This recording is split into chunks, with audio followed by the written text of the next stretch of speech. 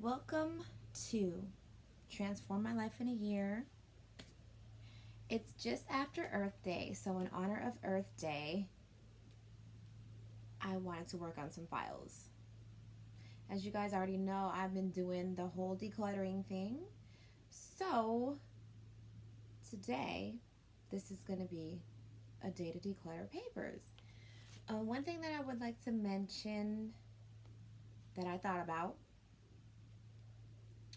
is going paperless, because number one, it's good for the earth, and number two,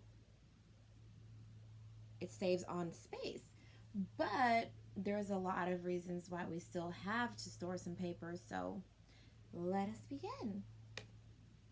The first thing that I want to talk about is, well, I'm an entrepreneur, a small business owner, and I have a home office right now. So having a home office requires me to have to save some space and be on a budget. So I have gotten some of these boxes from the dollar store. They're pretty cute. It's like, get organized. They fit all your files. You know what I'm saying? Get it done. But you know the DIY queen can't just leave it like that. Well, I tried this foil, and it was okay, but I told myself, because, you know, I'm getting ready to move, and I'm designing my new office in my mind. So I told myself from now on, like, I'm just going to go to the top. Like, so I have this paper that I got from home.com, and I'm going to actually wrap those boxes in this paper. And I'll share how to do that with you shortly.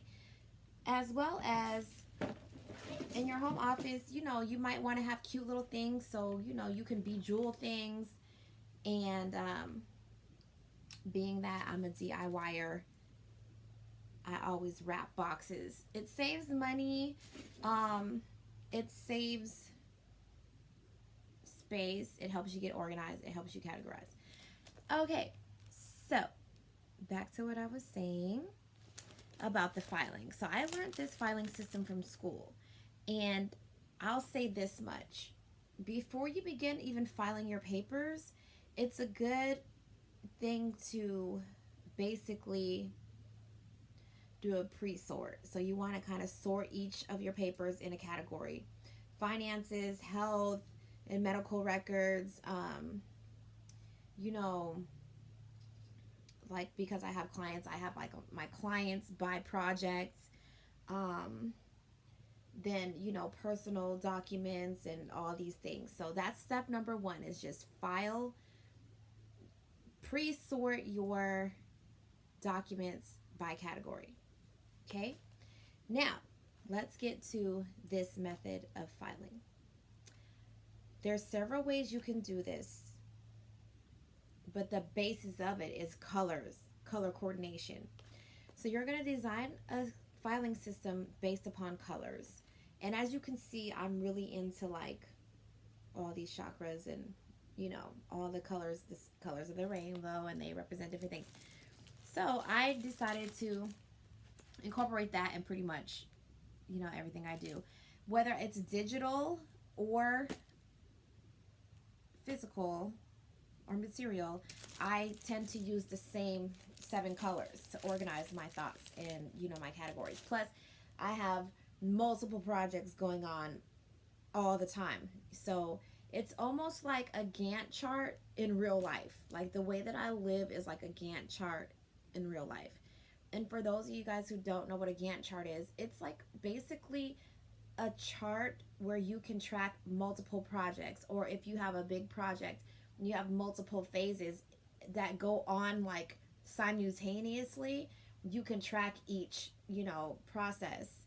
And so also within a Gantt chart, you use colors, you know, to signify certain projects. So that's why the color coordination filing system really works for me, because then it helps me keep my mind organized.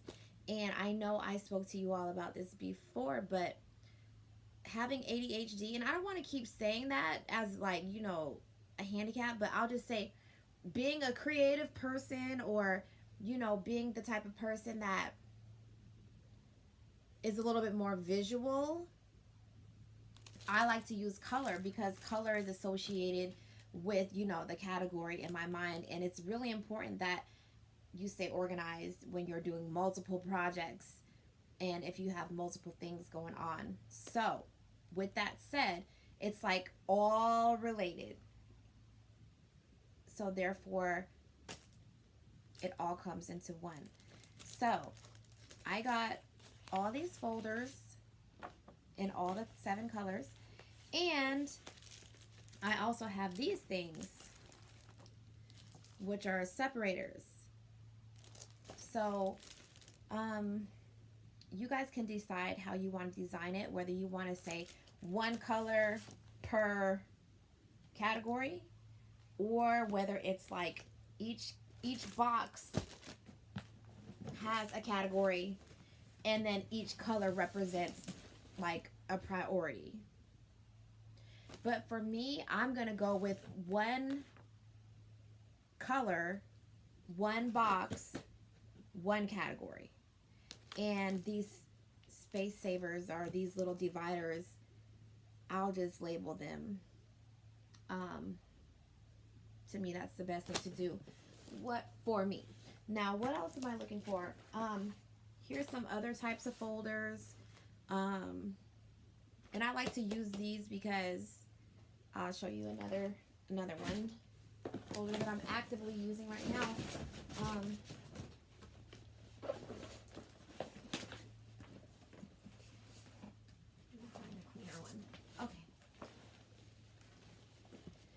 So although I'm trying to go paperless, I still am very organic. So I write a lot. And then I like to also do my checklist. So I have several tools, whether it be my desktop, my iPad, my phone, and also like a physical notebook. So for me, a physical notebook, if I have multiple projects, if I have a client, each client will get their own notebook. If it's for me, I will basically categorize like each small section. For example, like my business plans, my YouTube ideas or section, you know, any other subcategory, because I'm managing, like I said, multiple areas of my life. And for my clients in my work life, I'm managing their tasks. So now that we got that out the way, it's time for the fun stuff. I'm going to show you guys how to wrap the boxes. Okay, so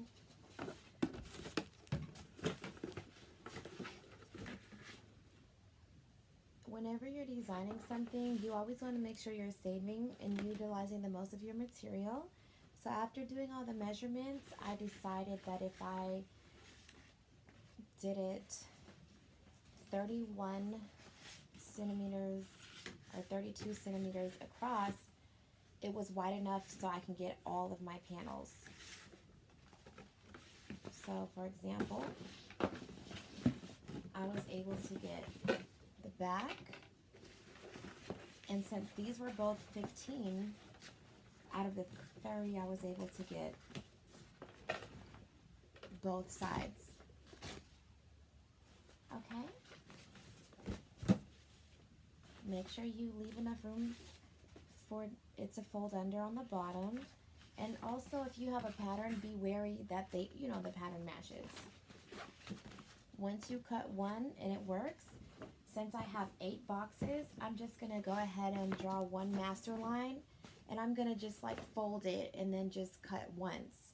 That's the whole goal of everything. You wanna cut, measure twice, cut once. Hi you guys. I am vlogging to you guys from my